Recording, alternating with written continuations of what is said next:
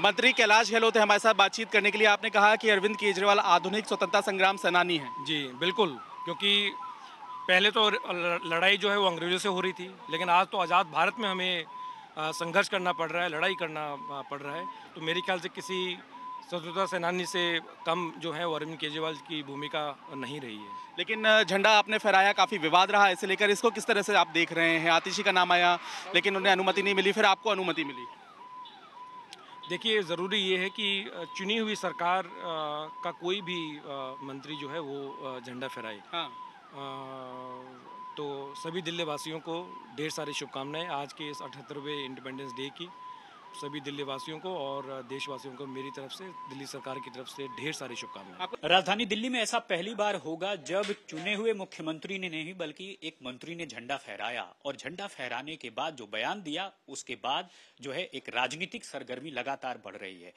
Delhi BJP chief Virendra Sachdeva मेरे साथ जुड़ रहे हैं। दरअसल कैलाश गहलोत ने एक आधुनिक स्वतंत्रता संग्राम सेनानी कहा है दिल्ली के मुख्यमंत्री अरविंद केजरीवाल को। लोकतंत्र और संविधान का अपमान कर रहे हैं गहलोत। उनके मुख्यमंत्री चोरी में, भ्रष्टाचार में, दलाली खाने के आरोप में जेल में गए हैं, और उनकी वो तुलना करें स्वतंत्रता सेनानियों से। स्वतंत्रता सेनानी हजारों लाखों, जिन्होंने इस देश की स्वतंत्रता के लिए अपने प्राण दे दिए, अपना पूरा जीवन सर्वस्व कर दिया, उनसे तुलना करेंगे कैलाश गहलोत? अरे तुलना करनी है तो करो नादिर शाह से, जिसने दिल्ली को लूटा था। अरविंद केजरीवाल आधुनिक नादिर शाह है, इन्होंने उसको भी फील कर दिया लूटने में। पिछले 10 सालों में जितना दिल्ली को लूटा है इन्होंने, शिक्षा के नाम पे, स्वास्थ्य के नाम पे, शराब के नाम पे, इन्होंने सिर्फ लूटने का काम किया है। कितनी हत्याएं दिल्ली में, कितने लोग चले गए इस 15 दिन की बारिश में? कौन जिम्मेदार है इसका? आप ये कह रहे हैं, और आम आदमी पार्टी का तो ये कहना है, खासकर कैलाश गहलोत का कहना है कि शिक्षा क्रांति जो लाई मनीष सिसोदिया ने, और देश विरोधी ताकतें जो है वो रोकने का काम कर रही दिल्ली के मुख्यमंत्री को, और केजरीवाल भी बाहर आएंगे सिसोदिया की तरह।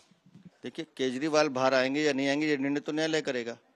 और मनीष सिसोदिया भी अगर बाहर आए हैं 17 महीने जेल में रहने के बाद, तो न्यायालय के निर्णय के बाद आए हैं, और उनको जेल भी न्यायालय ने भेजा था। तो ये निर्णय तो न्यायालय ने करना कि कौन जेल जाएगा। अगर चोरी की है, भ्रष्टाचार की, और जांच अभी चल रही है, जमानती हैं सिसोदिया, अभी अपराध मुक्त नहीं हुए, ट्रायल चल रहा है, सजा भी बिल्कुल मिलेगी क्योंकि चोरी की है।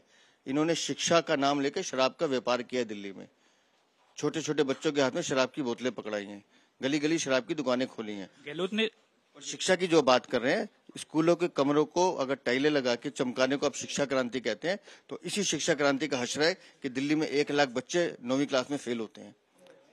उसका जवाब दें शिक्षा क्रांति के जनक कि इन्होंने कैसी कौन सी क्रांति कराई है कि 1 लाख बच्चे 1 साल में फेल। सचदेवा जी, विधानसभा चुनाव दिल्ली में तकरीबन 6 महीने से भी कम बचा हुआ है, और सरकार ने तो ये दावा आज कर दिया, खासकर कैलाश गहलोत ने, कि 200 यूनिट माफ हुआ है, 400 जो है हाफ हुआ है। ऐसा पूरे देश में हो सकता है, सिर्फ दिल्ली में ही नहीं हो सकता है। मैं कैलाश गहलोत को चुनौती दे रहा हूँ कि आए और दिल्ली के जितने बिजली के बिल इकट्ठा करें और 10 साल पहले और आज की उसमें तुलना कर लें। इस समय बिजली बिलों के माध्यम से दिल्ली की जनता को लूटने का काम चल रहा है। पीपीएससी का चार्जेस हो, पेंशन चार्जेस हो, डेफिसिट चार्जेस हो, लोड चार्जेस हो, उसके बढ़ा के इन्होंने दाम बढ़ा दिए हैं, और बिजली माफ के नाम पर सिर्फ दिल्ली की जनता को लूटने का काम कर रहे हैं। और दिल्ली की जनता ने अपना स्पष्ट संदेश लोकसभा चुनावों में दिया है इनको, और मैं यकीनन कह रहा हूँ जितना लूटपाट इन्होंने करना था कर लिया।